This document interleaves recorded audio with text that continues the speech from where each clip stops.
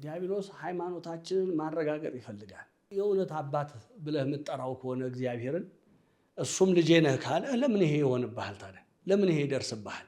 መጠጣት የሚወዱ ሰዎችን ወይን ያስተፈስልበሰብ ብሎ እንደነገራቸው የትኛውንም ቃል እግዚአብሔር ስናነብ በአባቶቻችን አይን ውስጥ ነው የምናነበው። ክርስቲያን ሆኖ መጽሐፍ ቅዱስ አላነብም ማለት እንደው ምን ተብሎ ሊነገር ይችላል? ተንኮልና ዕውቀት ልዩነት አለው እና ዲያብሎስ ተንኮል ነው እንጂ ዕውቀት የለውም።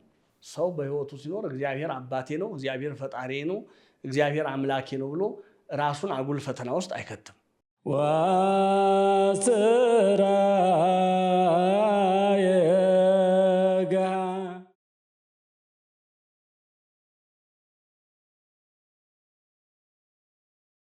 እንደተራበ ሲያውቅ የመጀመሪያ ፈተና ያደረገው ምንድነው?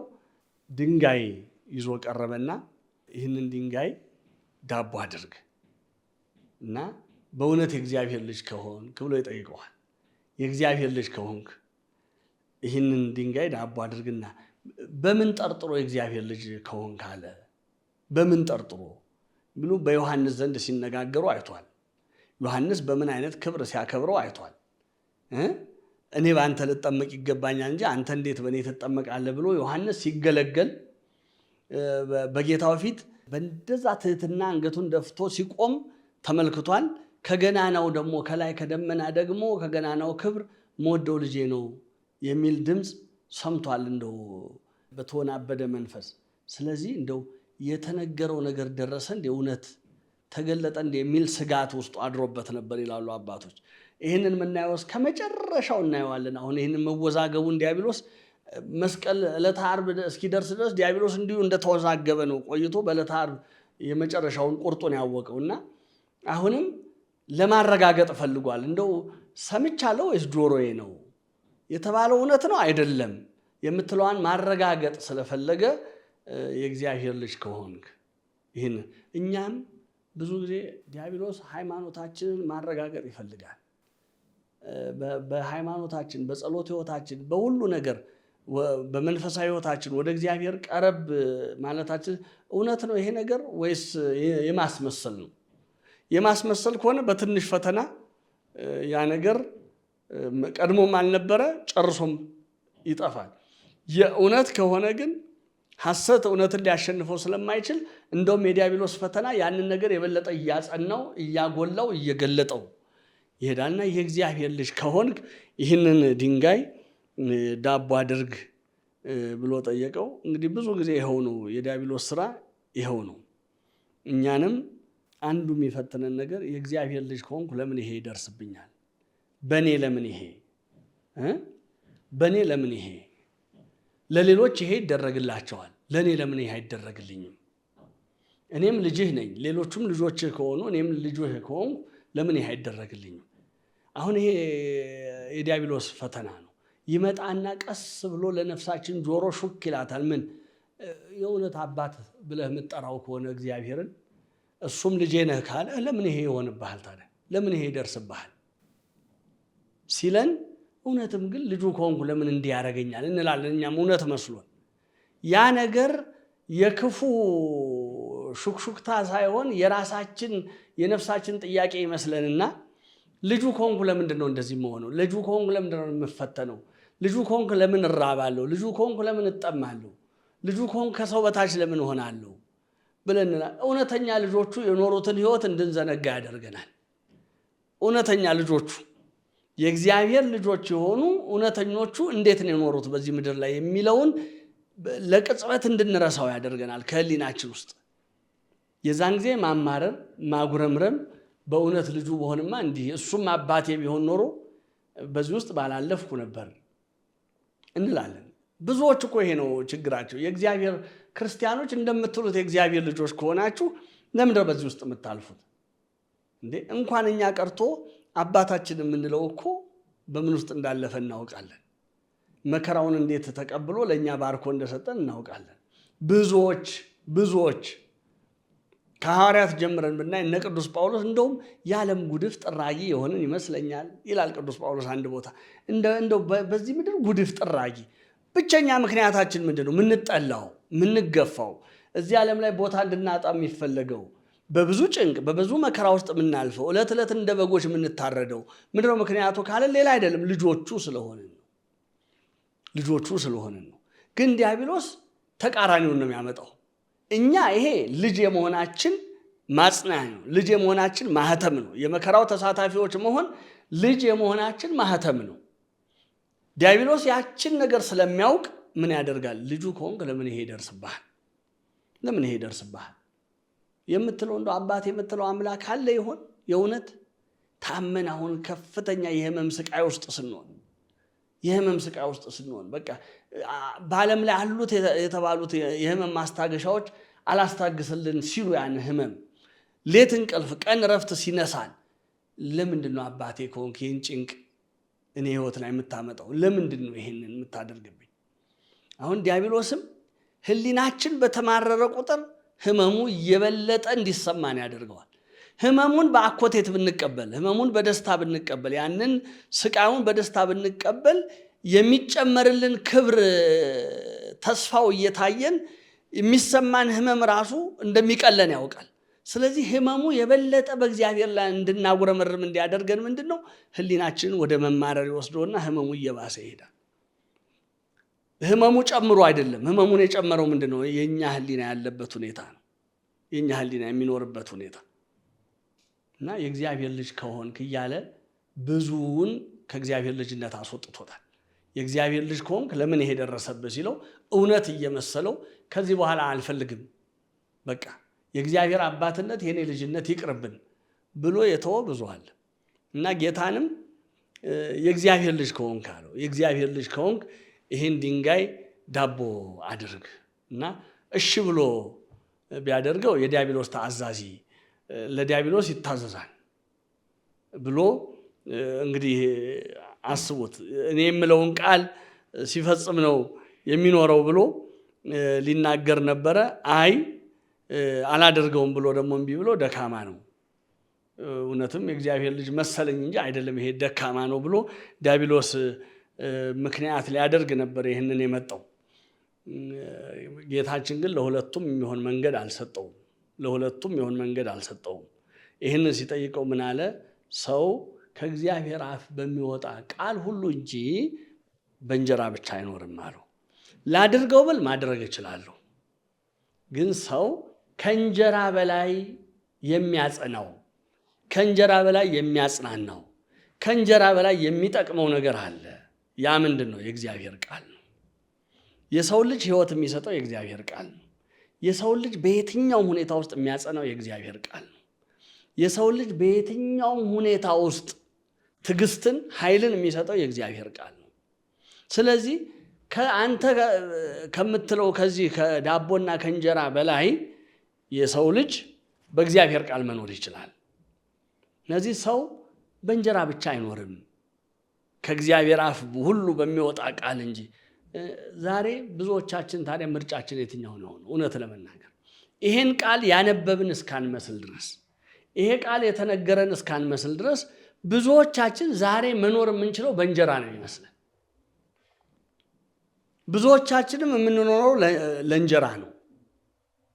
ብዙዎቻችን ሌላው ቀርቶ መባረካችንን የምናውጀው እንጀራችን ሲሰፋ ነው። እንጀራችን ትንሽ ጎደል ካለ ያለመባረክ፣ ከእግዚአብሔር የመለየት ምልክት። እውነተኛ ከእግዚአብሔር የተባረከ ሰው ቃሉ ይሰፋለታል፣ የቃሉ ምስጢር ይገለጥለታል። የሚነገረው ቃል ከነፍሱ ከህሊናው ከልቡናው ጋር ሲስማማ ይታወቀዋል። የእግዚአብሔር ቃል እንደ እንጀራ ይርበዋል፣ እንደ ውሃ ይጠመዋል። የእግዚአብሔርን ቃል ሲሰማ ካባ ጃኖ እንደደረበ ሰው ሰውነቱን ይሞቀዋል። የእግዚአብሔርን ቃል ሲሰማ ከበላ ከጠጣ ሰው በላይ ብርታት ይሰማዋል። ያ ሲሆን የመባረክ ምልክት ነው። አንዱ ክርስቲያኖች ከእግዚአብሔር ጋር ባላቸው ህይወት ወደ እግዚአብሔር ለመቅረባቸው እንደ ምልክት የምንወስደው እኛ በቃሉ ሐሴት ማድረግ ነው። የእግዚአብሔርን ቃል ሲሰሙ ልባቸው ሐሴት የሚያደርግ ከሆነ፣ የእግዚአብሔርን ቃል ሲሰሙ መንፈሳቸው የሚጠግብ የሚረካ ከሆነ፣ የእግዚአብሔርን ቃል ለመስማት ዕለት ዕለት ጉጉት ካላቸው ወደ እግዚአብሔር የመቅረብ ምልክት ነው። የእግዚአብሔርን ቃል የሚጸየፍ ሰውነት ያለው ሰው፣ የእግዚአብሔርን ቃል ለመስማት የሚቸገር ሰውነት ያለው ሰው ከእግዚአብሔር ለመራቁ ምልክት ነው። ለምን? ማናችንም የምንወደውን አባታችንን ድምፅ መስማት አንጠላም። ያን ድምፅ መስማት አንሸሽም። አዳም ኃጢአት ከሰራ በኋላ ነው የእግዚአብሔርን ድምፅ የሸሸው። ልብ በሉ፣ ድምፅህን ሰማሁ አይደለም ያለው? ድምፅህን ሰማሁ ስለዚህ ፈርቼ ተደበኩ ነው ያለው። የእግዚአብሔር ቃል የሚያስፈራው ማንን ነው? ትእዛዙን የሚንቁትን ነው። ትእዛዙን የሚጥሱትን ድምፁ ሲሰማ ያስፈራል። ቃሉ ሲነገር ያስፈራል። ነገር ግን በትእዛዙ በሕጉ የሚኖሩትን ልባቸው ለፍቅሩ የተከፈተውን ቃሉን ሲሰሙ ሐሴት ያደርጋሉ። በቃ መብልና መጠጥ ይረሳቸዋል፣ እረፍት ይዘነጋቸዋል። ለምን? በቃሉ ያርፋሉ፣ በቃሉ ይጠግባሉ፣ በቃሉ ይረካሉ። ቃሉ መጽናኛ ይሆናቸዋል፣ ቃሉ ብርታት ይሆናቸዋል፣ ቃሉ እረፍት ይሆናቸዋል፣ ቃሉ ተስፋ ይሆናቸዋል።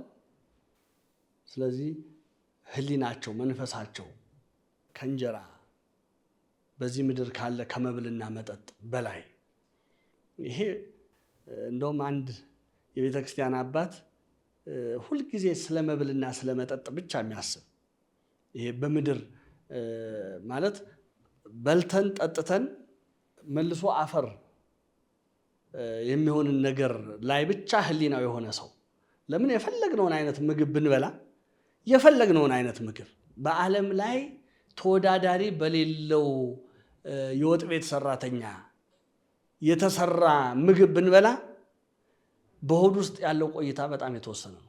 በሰው ሰውነት ውስጥ ያለው ቆይታ የተወሰነ ነው።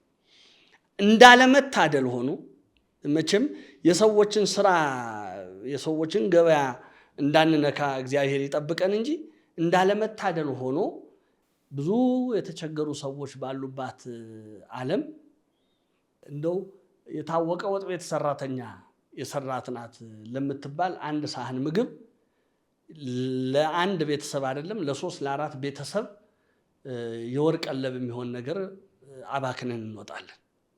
ግን የሚደንቀው ምንድን ነው?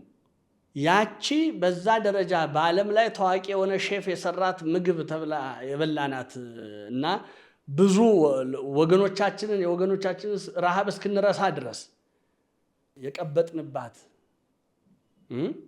የተቀናጣንባት ምግብ በሰውነታችን የሚኖራት ቆይታ ለቀናት፣ ለሳምንታት፣ ለወራት አይራዘምም።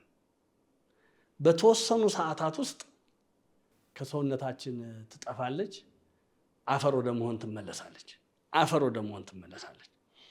እና ስለ መብልና ስለ መጠጥ ብቻ የሚያስቡ ሰዎች ከጥቂት ሰዓታት በኋላ አፈር ስለሚሆነው መብልና መጠጥ የሚያስቡ ሰዎች የዲያብሎስ ተከታዮች ወይም የዲያብሎስ ምርኮኞች እንደሚሆኑ ማሳያ ነው፣ ወይም የዲያብሎስ ምርኮኞች እንደሆኑ ማሳያ ነው ይላሉ አባቶቻችን። እንደምን ቢሉ ይላሉ፣ በእባብ ሰውነት ተሰውሮ የገባው ዲያብሎስ በገነት እግዚአብሔር ሲረግማቸው ምንድነው እባብን ያለው? እግርህ ተጠቅልሎ ወደ ሆድህ ይግባ አለውና ከዚያ ምንድነው ያለው? ለዘላለምም የምድርን አፈር እየበላህ ትኖራለህ። ስለዚህ ሁልጊዜ ሐሳባቸው ምድር ስለሚያበቅለው መብልና መጠጥ የሆኑ ሰዎች የዚያ የእባቡ መንፈስ ወይም የዲያብሎስ መንፈስ በእነሱ ላይ ግዛቱን እንደመሰረተ ማሳያ ነው። ዕለት ዕለት ለመብልና ለመጠጥ ብቻ የሚጨነቁ ሰዎች የዛ ማሳያ ናቸው። ይችን ቃል የዘነጉ ሰው ከእግዚአብሔር አፍ በሚወጣ ቃል ሁሉ እንጂ በእንጀራ ብቻ አይኖርም የምትለው ቃል ከነሱ የተዘነጋች የእሱን መንገድ የተከተሉ እሱ አፈር ትበላለህ እንደተባለ እህል የሚገኘው ከአፈር ነው፣ መልሶ የሚሆነው አፈር ነው። ያንን ከአፈር የሚገኝን ነገር ብቻ በማሰብ የሚኖሩ ሰዎች የህሊና ልዕልና የመንፈስ ልዕልና የሌላቸው ሰዎች ናቸው ብለው ይተረጉሙታል አባቶቻችን። ቅዱስ ጳውሎስም በመንፈስ ቅዱስ ተቃኝቶ ሲናገር የእግዚአብሔር መንግስት ይላል በመንፈስ ቅዱስ የሆነች ደስታ እንጂ መብልና መጠጥ አይደለችም ይላል። መብልና መጠጥ አይደለችም። እና በዚህ የመጽሐፍ ቅዱስ ቃል ልኬት ስናየው ምን ያህሎቻችን ለመብልና ለመጠጥ የተሰጠን እንደሆነ፣ ምን ያህሎቻችን ከእግዚአብሔር ቃል ይልቅ ለመብልና ለመጠጥ እንደምንጓጓ፣ እንዲህ አይነቱ ስስት ከሰውነታችን ካልወጣ፣ ይሄ ስለመብላትና ስለመጠጣት ብቻ የሚያስብ የስስት መንፈስ ከውስጣችን ካልወጣ የእግዚአብሔር ልጆች የመሆን አቅማችን በጣም እየተዳከመ ነው የሚመጣው። ለምን? የእግዚአብሔር ልጆች ወደ መሆን የምናድገው በቃሉ ስለሆነ እና ቃሉን የማያነብ ቃሉን የማይሰማ ቃሉን የማይከታተል ሰው ልምላሜ ነፍስ አይኖረውም፣ የመንፈስ ፍሬም አያፈራም። ክቡር ዳዊት መዝሙሩን ሲጀምር ገና ፍካሬ ዘጻድቃን ወዘኃጥአን መዝሙር ዘዳዊት ሃሌሉያ ብሎ ያንን የዳዊትን መዝሙር ሲጀምር ብፁዕ ብእሲ ዘይሆረ በምክረ ረሲያን በክፎች ምክር ያልሄደ ሰው በክፎች ምክር ያልሄደ ሰው ከምክር ክፉ ምንድን ነው? እንብላ እንጠጣ ነገ እንሞታለን ማለት ነው ከምክር ክፉ። ስለዚህ በክፎች ምክር ያልሄደ ወዘይቆመ ውስተ ፍኖተ ኃጥአን በኃጢአተኞች መንገድ ላይ ያልቆመ። እንግዲህ ቅድምም ብለናል ለኃጢአት አንዱ መነሳሻ የምትሆነው መብል ናት ብለናል።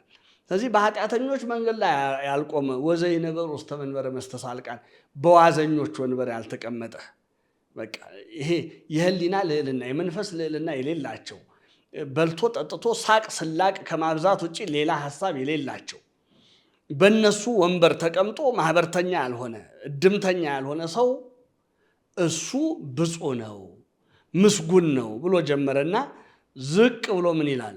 ወዘህጎ ያነብብ መዓልተ ወሌሊተ በሌሊትም በቀንም የእግዚአብሔርን ቃል ያነባል፣ የእግዚአብሔርን ሕግ ያስባል፣ የእግዚአብሔርን ሕግ ያስታውሳል። እንዲህ የሚያደርግ ሰው ወይከውን ከመ ዕፅ እንተ ትክልት ኀበ መዋዕዘ ማይ በውሃ ዳር እንደተተከለች ዛፍ ይሆናል። እንተ ትሁብ ፍሬሃ በበጊዜሃ በየጊዜው ፍሬዋን እንደምትሰጥ በወንዝ ዳር እንደተተከለች ዛፍ ወቆጽላኒ ይትነገፍ ቅጠሏም የማይረግፍ ቅጠሏ የማይጠወልግ በወንዝ ዳር እንደተተከለች ልምላሜ ነፍስ። ሰው ልምላሜ ነፍስ የሚያገኘው በቃለ እግዚአብሔር ነው። ቃለ እግዚአብሔርን እንደ መብል ካልተመገበው እንደ ውሃ ካልጠጣው ነፍሱ ልምላሜ አይኖራትም፣ ትደርቃለች። የደረቀች ነፍስ ደግሞ በምን ትታወቃለች? ብጽብጽ ናት፣ በቃ መራር ናት። ነገር ነው እሷ ጋር የሚኖረው ነገር። ሰላም አይኖራትም፣ ደስታ አይኖራትም፣ ፍቅር ወዴት እንደሆነ አታውቀውም። የሰላም ሐሳብ በውስጧ የለም። በሁሉ ነገር መራር ነው የምትሆነው። ድርጊቷ መራር ነው የሚሆነው፣ ንግግሯ መራር ነው የሚሆነው፣ ተናዳፊ ነው የሚሆነው። ስለዚህ ለራሷም ሰላም አይኖራትም፣ ለሌላም ሰው ሰላም አትሰጥም። ልምላሜ ነፍስ ከሌለ በውስጣችን እና ያም የሆነው ምንድን ነው? በቃሉ ነው። በቃሉ ነው። ዲያብሎስ የእግዚአብሔር ቃል በእኛ ላይ ምን ያህል ኃይል እንዳለው ቃሉን ከተከታተልን፣ ቃሉን ከሰማን፣ ቃሉን ካጠናን፣ ለቃሉ ፍቅር ካደረብን ምን ያህል እንደሚለውጠን። ሌላ እኮ አይደለም። እግዚአብሔር በቃሉ ነው ያነጋገረን፣ እኛን በቃሉ ነው የጠራን፣ በቃሉ ነው የጋበዘን የመንግስቱ ወራሾች እንድንሆን። በቃሉ ነው እኮ ከወደቅንበት ያነሳን አይደለም እንዴ? በቃሉ ነው እኮ ከጎሰቆልንበት ያደሰን።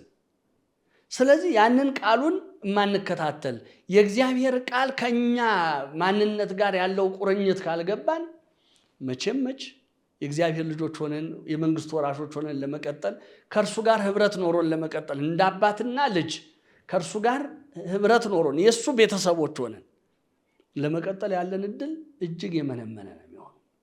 ይህን ስለሚያውቅ ዲያብሎስ የመጀመሪያ ከቻለ ቃሉን እንድንጠላ ያደርገናል፣ ቃሉን እንድንርቅ ያደርገናል። በቃ ቃሉን ማንበብ እንዲከብደን፣ ቃሉን መስማት እንዲከብደን፣ ቃሉን መስማት እንዲታክተን፣ የመታከት የመሰልቸት አዚምን እየለቀቀ ወደ ሰውነታችን ቃሉን እንድንርቅ ያደርገናል። የመጀመሪያው አይ ብለን ደግሞ ቃሉን የምንከታተል ከሆነ ይህ አልሆንልን ካለ በዚህ የመጣው አመጣጥን እንዳልተቀበል ነው ካወቀ ደግሞ በተቻለ መጠን ቃሉን ለማጣመም ይሞክራል። ቃሉን አጣመን እንድንሰማ፣ ቃሉን ለራሳችን ፍላጎት፣ ለራሳችን ስሜት፣ ለራሳችን ውሳኔ፣ ለራሳችን አስተሳሰብ በሚመቸን መልኩ እየተረጎምን እንድንሰማ ለማድረግ ሙከራ ያደርጋል። መምህራን ተርጉመው እየነገሩን የራሳችንን ትርጓሜ እንድንተረጉም ያደርገናል እያጣመመ፣ ወይም ደግሞ አጣመው የሚነግሩንን ሰዎች የበለጠ እንድንሰማ ያደርገናል። ያንን የእግዚአብሔርን ቃል የሥጋ ፈቃዳችን መደገፊያ ያደርገዋል። የሥጋ ፈቃዳችን ማጽኛ ያደርገዋል። እንዲህ ነው እኮ እያለ እና ያንን የሥጋ ፈቃዳችንን ቆርጠን እንዳንጥል ይልቁኑ ይዘነው እንድንቀጥል በቃሉ እንድንደገፍ ያደርገናል፣ አውቆ ያደርገናል። ለምሳሌ ምን ማለት ነው? መጠጣት የሚወዱ ሰዎችን ወይን ያስተፌስልበሰብ ብሎ እንደነገራቸው። አሁን ይሄ ለመጠጥ አፍቃሪያን ይኸው ተጽፏል የሚለዋሉ ተጽፏል። ድሃ ድህነቱን ይረሳ ዘንድ የወይን ጠጅ ስጡት ተብሎ ተጽፏል። አሁን ይሄ የነሱ ትርጓሜ ነው እንጂ እግዚአብሔር ለኛ መልእክቱን ሊነግርበት የፈለገው መንገድ ይሄ አይደለም። ስለዚህ የመጠጥ አፍቃሪያን ያችን ጥቅስ ይመዟትና ወይን ያስተፌስልበሰው ወይን የሰውን ልብ ደስ ያሰኛል ብለው ያ ወይን የተባለ ምንድነው ነው? ለምን መጽሐፍ ቅዱስ ብዙ ጊዜ በምሳሌ ይናገራል። ነገሮችን ለአንድ ነገር መግለጫ ይጠቀምባቸዋል። ስለዚህ ምንድነው የሚለውን ምስጢር ከመረዳት ይልቅ በራሳቸው መንገድ እንዲተረጉሙና ለስጋ ፈቃዳቸው ወይም ለጥፋት መንገዳቸው የእግዚአብሔርን ቃል እንዲጠቅሱ ያደርጋቸዋል። እና በራስህ ዓይን ፊት ወይም በራስህ ማስተዋል አትመራ የሚለን መጽሐፍ ቅዱስ ለዚህ ነው። ራስ ያውቃለሁ ብለህ አትመራ፣ ይልቅ ጠይቅ። ተሳአሎ ለአቡከ ወይነግረከ ወለሊቃውንቲከ ይዜኑከ ይላል ሙሴ እስራኤልን ሲያስጠነቅቅ። አባቶችህን ጠይቅ ይነግሩሃል፣ ሊቃውንትህን ጠይቅ ያስረዱሃል።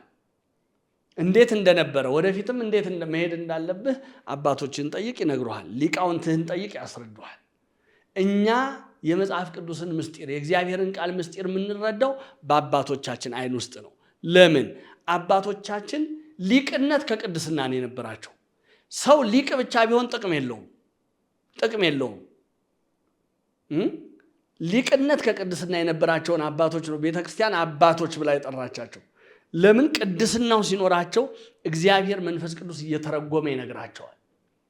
የነቢያትን መጻሕፍት ነቢያትን አክለው መስለው እንዲተረጉሙ፣ የሐዋርያትን መጻሕፍት ሐዋርያትን መስለው አክለው እንዲተረጉሙ ይሰጣቸዋል። ስለዚህ የትኛውንም ቃል እግዚአብሔር ስናነብ በአባቶቻችን ዓይን ውስጥ ነው የምናነበው፣ በአባቶቻችን መረዳት ውስጥ ነው የምንረዳው።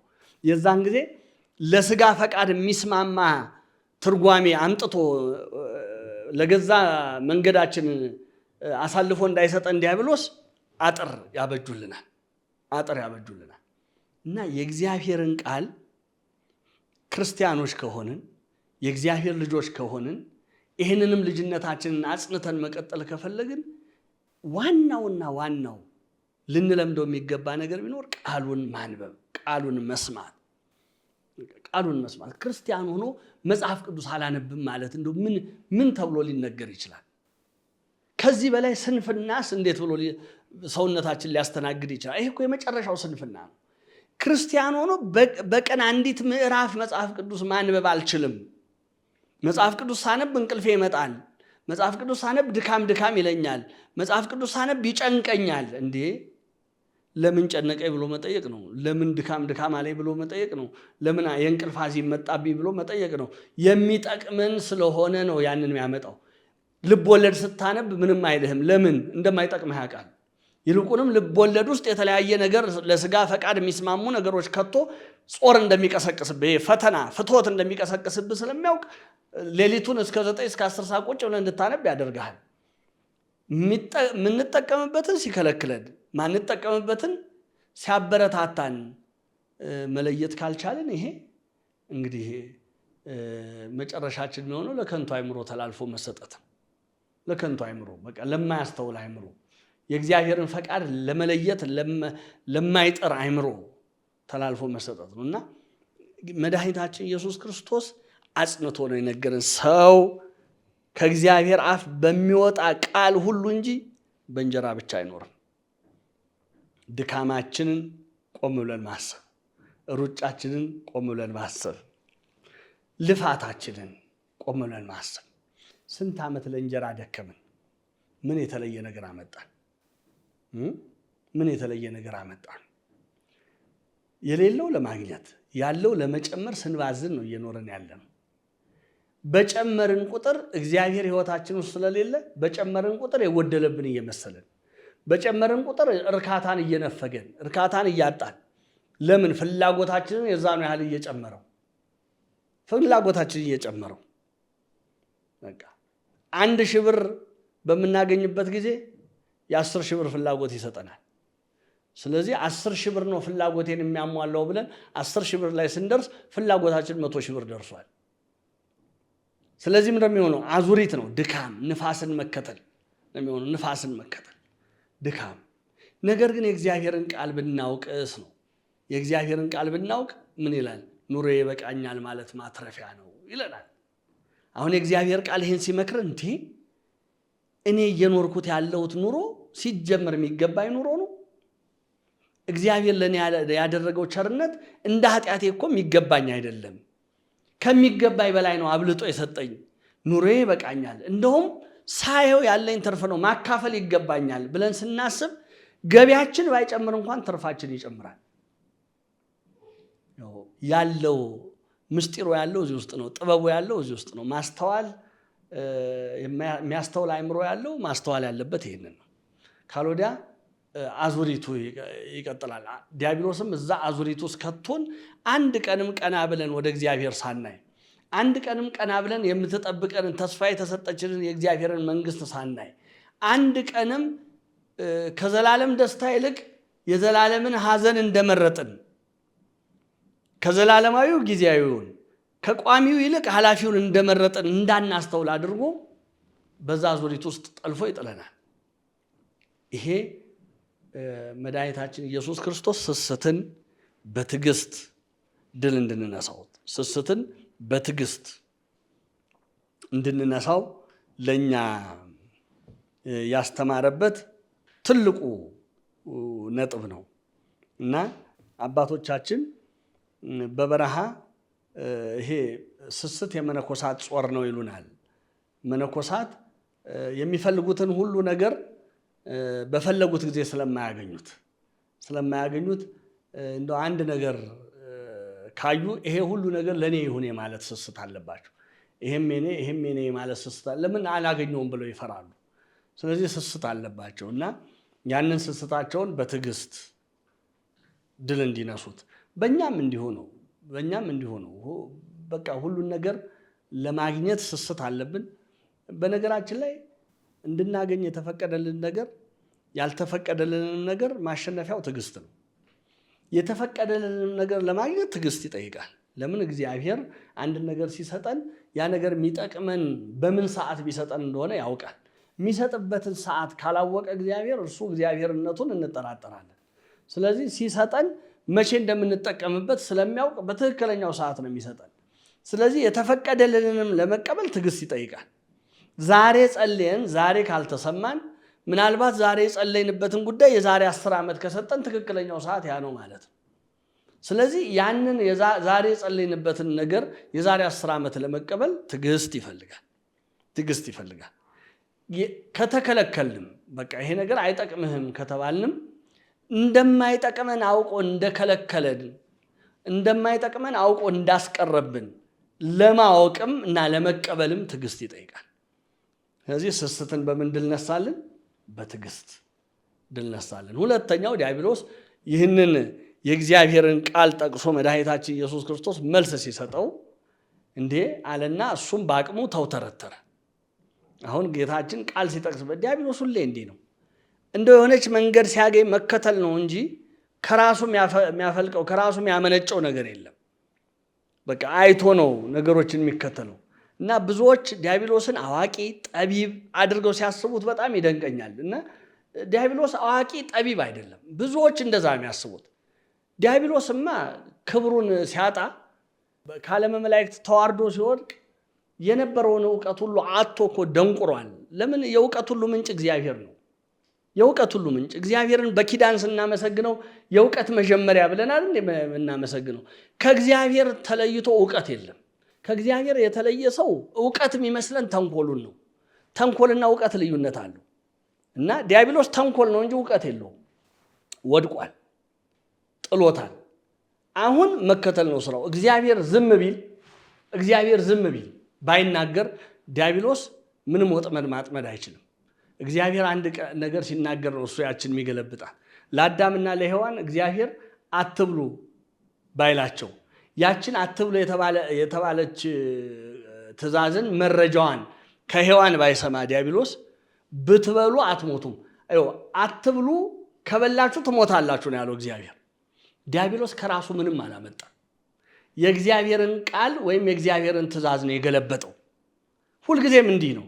አሁን እግዚአብሔር ዲያብሎስን ዝም ቢለው በቃ ለሰዎች ምንም ባይናገር ዝም ቢል ወይም ሰዎች ከእግዚአብሔር የሰሙትን እንዳይነግሩት ዝም ቢያሰኘን ምንም ነገር አያገኝም ዲያብሎስ። አሁን እዚህ ጋር ደግሞ ጌታችን ጥቅስ ሲጠቅስ ትዝ አለው።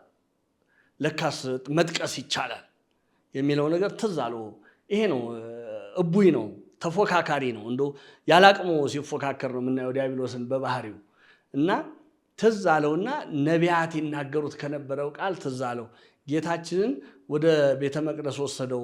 እሱስ ምን ይወስደዋል? በፈቃዱ ሄደለት ይላሉ አባቶቻችን። እስቲ የሚያደርገውን እንደው ይጨርስ እስቲ ብሎ አንድም በዛ በቤተ መቅደስ ካህናትን የሚፈትንበትን ጾር ሊያጠፋላቸው ይሁን ብሎ ወደ ቤተ መቅደስ ሄደለት። ከዛ በኋላ ቃል ጠቀሰ። ምን አለ? በእግሮች እንዳትሰናከል መላእክቱን ስላንተ ያዝልሃል፣ በእጆቻቸውም ደግፈው ያነሱሃል ተብሎ ተጽፏል። እንግዲህ ጌታችን ቅድም ተጽፏል ብሎታል። ሰው ከእግዚአብሔር አፍ በሚወጣ ቃል ሁሉ እንጂ በእንጀራ ብቻ አይኖርም ተብሎ ተጽፏል ስላለው እሱም ያቅሙን አሁን ተጽፏል ማለት ጀመረ እና መላእክቱን ስላንተ ያዝልሃል፣ እግሮችም እንዳይሰናከሉ በእጆቻቸው ደግፈው ያነሱሃል ተብሎ ተጽፏልና ራስን ከዚህ ከቤተ መቅደስ አናት ላይ ወርውር። ይሄ የሚያሳየው ምንድን ነው? ዲያብሎስ ቃሉን እየጠቀሰም ሊፈትነን እንደሚችል ማሳያ ነው። ቃሉን እናውቃለን የምንል ሰዎች በቃሉ ሊያስተን እንደሚችል ማወቅ አለብን። ስለዚህ ዲያብሎስ ለፈቃደ ስጋችን የሚስማማ ጥቅስ ሲናገር ወይም ደግሞ አንድ ነገር እንድናደርግ ተፈቅዷል ለማለት አንድ ጥቅስ ሲጠቅስ ያንን ጥቅስ በትክክለኛው መንገድ እንዳልተረጎመው በትክክለኛው መንገድ እንዳላመጣው ለማሳየት ምን እንደምንጠቅስ ማወቅ አለብን። ቃሉ በምላት ከሌለ በውስጣችን ግን በቀላሉ እንነዳለን። ለዲያብሎስ ወጥመድ በቀላሉ ምንወድቅ እንሆናለን። ስለዚህ ልክ ይህንን ጥቅስ ሲጠቅስበት ጌታችን የሰጠው መልስ ምንድን ነው? ጌታ አምላክህን አትፈታተነው ተብሎ ተጽፏል። አሁን ምንድነው የዲያብሎስ ሐሳቡ? ከዚህ ቤተ መቅደስ ላይ ራሱን ቢጥል እንኩትኩት ብሎ ይሞትልኛል፣ እገላገላለሁ። አይ ወድቆም ደግሞ ቢተርፍ ምትሃት ነው አሰኝበታለሁ። እንዴ ሰው ሆኖ እንዴት ከዚህ ላይ ወድቆ ይድናል? ምትሃት ስለሆነ ነው እንጂ ብዬ ይህንን አደርግበታለሁ ብሎ ነበር የዲያብሎስ ሐሳቡ። ስለዚህ ጌታችን ግን በዲያብሎስ ሐሳብ አልሄደም። ስለሚያውቅ ተንኮሉን ጌታ አምላክህን አትፈታተን ተብሎ ተጽፏል። ልክ ነው። ሰው በሕይወቱ ሲኖር እግዚአብሔር አባቴ ነው፣ እግዚአብሔር ፈጣሪ ነው፣ እግዚአብሔር አምላኬ ነው ብሎ ራሱን አጉል ፈተና ውስጥ አይከትም። ብዙዎች እኔ ክርስቲያን ነኝ ወይም እኔ እግዚአብሔር ረዳቴ ነው ምንም አልሆንም እያሉ ራሳቸውን ለፈተና የሚዳርጉ አሉ። ፈተና ራሱ ነው እንጂ ወደኛ መምጣት ያለበት እኛ ወደ ፈተና መሄድ የለብንም። ራሳችንን ፈተና ውስጥ ከቶ አይ እኔማ እግዚአብሔርን ተማምኜ ነበር እዛ ፈተና ውስጥ የገባሁት እንግዲህ አጋለጠኝ እግዚአብሔር ማለት ልክ አይደለም። አንድ ሰው መቼም ውሃ ውስጥ ለመግባት ትንሽም ቢሆን ውሃ ዋና እንደሚያውቅ ማረጋገጥ አለበት እና ምንም ሳያረጋግጥ ራሱን ውሃ ውስጥ ከቶ አይ እግዚአብሔር ያድነኛል ቢል ይሄ እግዚአብሔርን መፈታተን ነው። በእኛ አቅም የሚደረገውና ማይደረገውን የሚሆነውንና ማይሆነውን ለይቶ ማወቅ አእምሮ ተሰጥቶናል፣ ሕሊና ተሰጥቶናል። ዋስራ